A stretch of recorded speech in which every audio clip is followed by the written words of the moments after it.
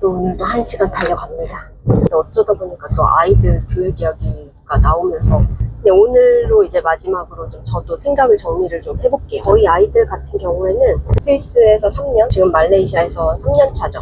프랑스 교육을 지금 받고 있습니다. 프랑스 학교를 선택한 이유에는 또 분명한 장점이 있으니까 했잖아요. 근데 이 학교를 다른 사람한테도 추천을 할 수 있느냐라고 했을 때는 여기엔 또 분명한 단점이 또 작용을 해요. 우선 첫 번째는 저렴한 만큼 시설과 서비스가 부족하다. 그런 국제학교들 같은 화려한 시설이나 다양한 부대 시설이 없어요. 건물이나 교실, 체육시설, 행정 서비스 이런 게 상대적으로 되게 소박한 편이에요. 저는 별로 그런 시설이나 겉으로 보이는 거에는 크게 중요하지 않은 사람이라서 상관을 안 하긴 했지만 해외에서 이제 국제학교를 보낸다 하면 이제 엄마들의 일정 수준의 기대라는 게 있잖아요. 근데 그 기대를 충족시켜주지 못할 수가 있어요. 그리고 두 번째는 이게 아무래도 국제학교가 아니고 프랑스 학교라는 것에 한정이 되어 있잖아요. 그러면 그 프랑스 문화를 이해하지 못하면 적응이 어려울 거예요. 제가 국경 넘어 프랑스에 있는 이중언어 학교 같은 곳이었거든요. 프랑스는 신기하게 만 3세부터 또 초등학교 1학년 입학이 가능하더라고요. 그리고 스위스 거주자도 받아줬던 거예요. 거의 1년 동안은 진짜 말을 못 알아들어서 애가 연말쇼 같은 데 가면 혼자 엉뚱한 자세하고 있고 엉뚱한 데 가서 앉아있고 그게 너무 마음이 아팠어요. 그때 그 학교에서 이제 제가 진짜 프랑스 문화의 민낯을 보게 된다. 거기도 이제 낮잠 시간이라는 게 있어요. 그러면 한국 같은 경우에는 낮잠 이불이나 뭐 필요한 준비물 같은 걸 가지고 오라고 하잖아요. 근데 여기는 뭐 준비물 가져오라는 말도 없고 낮잠을 잔다고는 하는데 다 갖춰져 있겠거니 생각을 했어요. 근데 갔더니 뭐 아무것도 없는 거야. 그냥 아이들이 그런 해먹 같은 데서 누워서 이불도 없이 그냥 자고, 또 하루는 아이를 픽업하러 갔는데 아이가 교실에 없더라고요. 운동장에서 놀다가 잠이 들어서 거기 있다. 진짜 그 운동장 한가운데 누워가지고 얼굴만 선생님 모자로 이렇게 가려놓고 그대로 이렇게 아무도 그걸 터치를 안 하고 옮기지 않고 그냥 그 자리에 이렇게 준 거예요. 전 예민하지가 않으니까 그냥 넘어가긴 하거든요. 근데 그때 조금 충격? 그리고 등교할 때 가가지고 빠르게 이제 아예 매트 벗겨주고 신발 벗겨주고 제가 하려고 했는데 그거를 절대 못하게 하더라고요. 학생들 스스로. 이제 한국 부모면 조금 서운할 수도 있는 그런 요소들이 좀 있어요.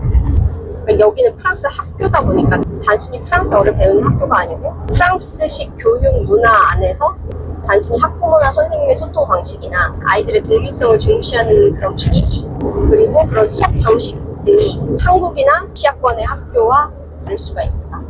저 같은 무던한 사람들한테는 상관이 없겠지만 한국 케어에 익숙해져 있는 부모들은 이 프랑스의 개방적이고 아이의 독립성을 중시하고 그런 거에 대한 문화에 조금 적응이 어려울 수도 있겠다. 그리고 이제 가장 중요한 거예요. 이게 프랑스 학교를 선택하는 것까지는 뭐 누구나 선택을 할 수 있어요. 이 프랑스 교육을 계속 이어나갈 수 있는지에 대한 고민을 해야 돼요. 제가 지금 가장 머리가 아프게 고민하고 있는 부분이 이 부분인 거예요. 가장 현실적인 문제일 수가 있어요. 아이가 프랑스 학교에 다니면서 프랑스 교육에 익숙해져 있는데 한국으로 돌아가거나 다른 나라로 이동을 했을 때 그 교육 과정을 지속할 수 있는가를 생각을 해야 되는 거예요. 저는 초등학생이기 때문에 아이들이 그런 부분은 크게 고려는 안 했는데 내 아이들이 중고등학교까지 염두에 둔다면 이 부분은 정말 현실적인 문제가 되는 거죠. 우리 아이도 뼛속까지 한국인이잖아요. 이 안에서 당연히 아이가 한국 교육을 받고 이 안에서 경쟁도 해봐야 되고 훌륭한 이런 교육 시스템도 경험을 해봐야 된다고 생각을 하거든요. 이렇긴 하지만 한국에도 프랑스 학교라는 게 존재하고 여기서 아이가 잘 적응을 해왔고 지금 어느 정도 이제 심화 단계로 넘어가는 시점에서 이 교육을 놓는 게 조금 아쉽다는 생각을 하고 있는 거죠. 그런 점에 있어서 좀 고민을 많이 했고, 근데 이제 저희 같은 경우에는 아이의 학업을 계속 도와주거나 프랑스 입시에 대해서 제가 뭐 잘 알아서 아이에게 좋은 길잡이가 되어주거나 할 수 있는 건 한계가 있다고 생각을 하거든요.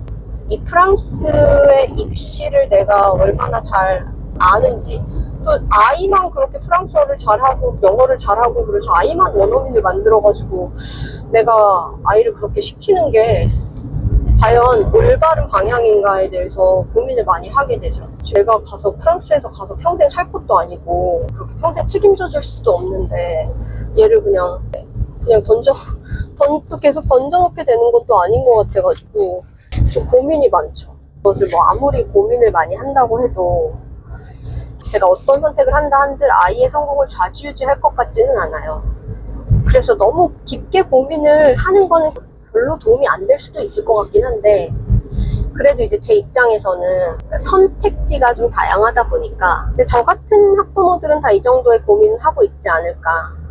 그래서 이 프랑스 교육을 시킨다는 게 뭐 겉으로 보기에는 이렇게 외국어 잘하고 좋아 보일 수는 있는데 뒤에서는 여러 가지 문제점들이 많다는 거. 뭔가 하나를 가지면 하나를 놓치는 거는 당연한 것 같아요. 이걸 내가 다 소화하고 내가 가질 수 있을 거라고 생각할 수도 있지만 모르는 사이에 우리가 잃고 있는 게 되게 많은 거예요. 제가 해외에 나와서 보니까 이게 보이는 게 이 한국 교육이 사람들은 뭐 경쟁이 심하고 아이들이 공부를 너무 많이 하고 이런 거에 대한 단점은 분명히 있는데 어느 곳이나 경쟁은 있고 어느 곳이나 단점은 분명히 있거든요.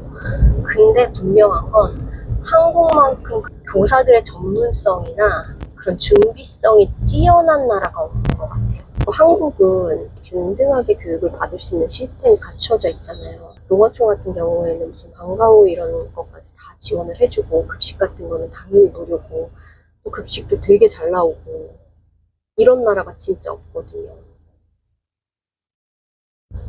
제가 스위스에 살 때도 25프랑? 한국 돈으로 한 4만원, 5만원 돈을 내면서 점심을 한 끼를 먹여봤어요. 오므라이스 같은 거 이렇게 조금 나오면서 그 가격을 받는다는 게 정말 이해가 안 돼서 딱 한 끼를 먹이고 그 뒤로는 못 먹였거든요. 도시락을 싸와서 보냈거든요.